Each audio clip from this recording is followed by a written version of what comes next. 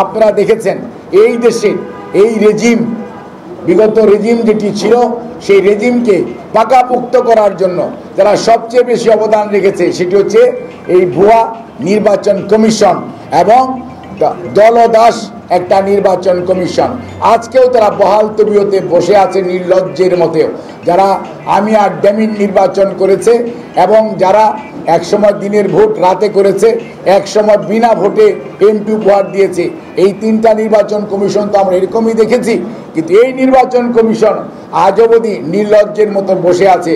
আমি মনে করি যে এই নির্বাচন কমিশন বোধোদয় হওয়া উচিত, পদত্যাগ করে নিজেদের জনগণের রোষ থেকে বাঁচার জন্য পদত্যাগ করে এই সরকারকে সুযোগ দেওয়া উচিত নতুন নির্বাচন কমিশনের।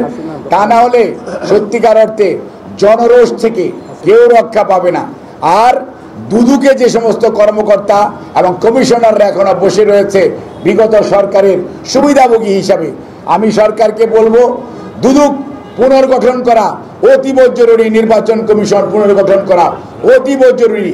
কারণ দুদুকে ওনাদের আত্মীয় স্বজন, ওনাদের সুযোগ সুবিধাভোগী লোকদেরকে বসিয়ে রেখে তৎকালীন বিরোধী দল সহ দেশের মানুষের উপর নির্যাতন চালানো হয়েছে।